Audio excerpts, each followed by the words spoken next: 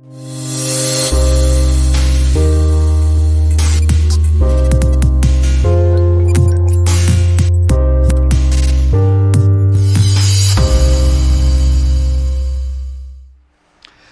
विद्यार्थी मित्रांनो, exam study आपल्या ऑनलाईन आणि ऑफलाईन प्लॅटफॉर्मवर तुमचं सर्वांचं खूप खूप स्वागत आहे. मित्रांनो, आज दिनांक 16 सप्टेंबर 2021 रोजी Maharashtra housing and area development authority म्हणजेच म्हाडामार्फत 565 जागांसाठी एक खूप मोठी अशी जाहिरात प्रसिद्ध करण्यात आलेली आहे. मित्रांनो, या जाहिरातीमध्ये एकूण 14 पद आहेत. ठीक आहे, आणि 14 पदांसाठी ह्या एकूण 565 इतक्या जागा त्यांनी विहित केलेल्या आहेत. सर्वात प्रथम आपण हे बघूया की यासाठी जे काही फॉर्म आहेत तर ते नेमके कधी भरायला चालू होणार आहेत आणि किती तारखेपर्यंत आपल्याला भरायची ती परमिशन देणार आहेत. ठीक आहे, तर मित्रांनो, हे जे काही फॉर्म्स आहेत तर दिनांक 17 सप्टेंबर 2021 ला म्हणजेच उद्यापासून सकाळी 11 वाजता तुम्ही फॉर्म भरायला चालू करू शकता. आणि त्यानंतर जी काही शेवटची डेट आहे तर ती 14 ऑक्टोबर 2021 ला रात्री 11:59 तुम्ही ते फॉर्म भरू शकता. ठीक आहे, परीक्षा कशा पद्धतीची असणार आहे तर परीक्षा ही सरळ सेवा भरती असणार आहे.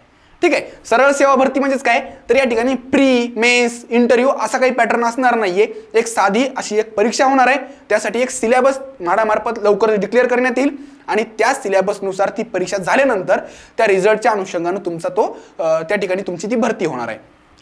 मित्रांनो, यानंतर यामध्ये जे काही पद आहेत 14 पद ते नेमके कोणकोणते आहेत आणि त्यांची पदसंख्या किती आहे हे आपण बघूया. तर पहिलं जे काही पद आहे तर ते आहे कार्यकारी अभियंता एक्झिक्युटिव्ह इंजिनियर. आणि यासाठी जी काही ब्रँच इलिजिबल आहे, कोणत्या ब्रँचचे विद्यार्थी इलिजिबल आहेत तर ते फक्त सिव्हिलचे आहेत.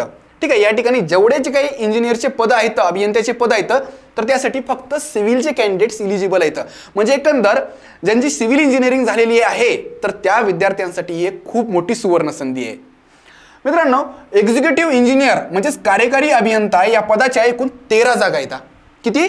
13. त्यानंतर दुसरी जी काही पोस्ट आहे तर ती आहे उप अभियंता सब इंजिनियर. यासाठी देखील फक्त सिव्हिल इंजिनिअरिंगचे विद्यार्थी इलिजिबल आहेत आणि त्यासाठी देखील एकूण 13 जागा आहेत. त्यानंतर तिसरी जी काही पोस्ट आहे ना मित्रांनो तर ती आहे मिळकत व्यवस्थापक किंवा प्रशासकीय अधिकारी ॲडमिनिस्ट्रेटिव्ह ऑफिसर. यासाठी 2 जागा त्यांनी दिलेल्या आहेत.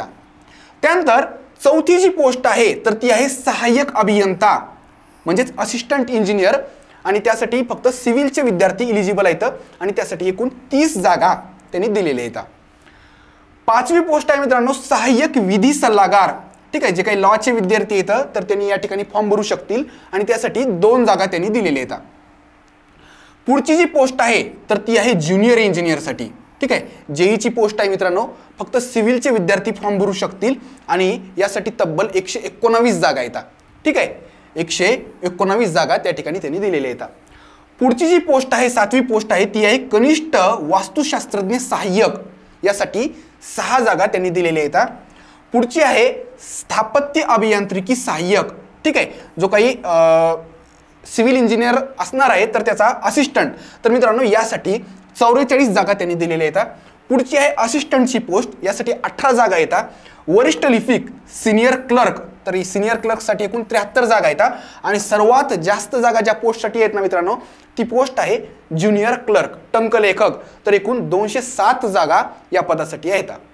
त्यानंतर जी काही 12वी पोस्ट आहे ती आहे लघु टंकलेखक. यासाठी 20 जागा म्हाडामार्फत प्रसिद्ध करण्यात आलेल्या आहेत. त्यानंतर पुढची पोस्ट आहे भूमापक. एकूण 11 जागा येतात.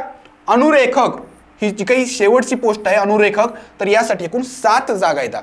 तर अशा पद्धतीने मित्रांनो एकूण 565 जागांसाठीची ही एक खूप मोठी अशी भरती आहे. तर सध्या जे काही अभ्यास करणारे विद्यार्थी आहेत तर त्यांच्यासाठी खूप मोठी सुवर्ण संधी आहे मित्रांनो. कारण ही सरळ सेवा भरती आहे. परीक्षा झाल्यानंतर लवकरच रिझल्ट लागतो आणि जॉईनिंग देखील लवकरच होते.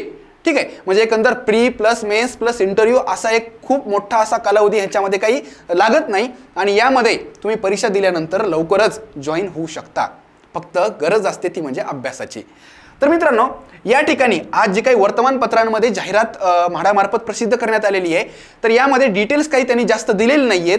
त्या संदर्भात जे काही अधिक अशी काही माहिती आहे तर त्यांनी सांगितलेलं आहे की 17 सप्टेंबरला म्हणजेच उद्या त्यांनी वेबसाईटवर टाकणार आहेत.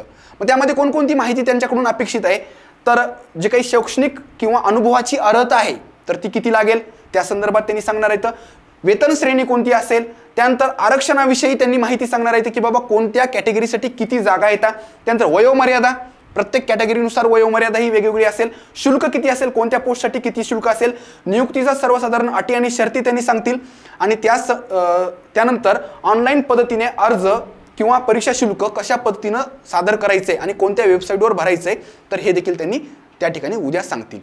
तर मित्रांनो, तुमच्या सर्वांसाठी विशेषतः सिव्हिल इंजिनिअरिंगचे जे काही विद्यार्थी येतं त्यांच्यासाठी ही खूप मोठी सुवर्ण संधी आहे. एक्झाम स्टडी मार्फत आपला जो काही जास्तीत जास्त कंटेंट सिव्हिल इंजिनिअरिंगचा आहे तो तुमच्यापर्यंत पोहोचवण्यासाठी आम्ही प्रयत्न करूच. तर मित्रांनो, निश्चितच तुमच्या या परीक्षेसाठी आमच्याकडून तुम्हाला खूप खूप शुभेच्छा. तर लवकरच भेटूया अशीच एखादी नवीन जाहिरात घेऊन. तोपर्यंत धन्यवाद.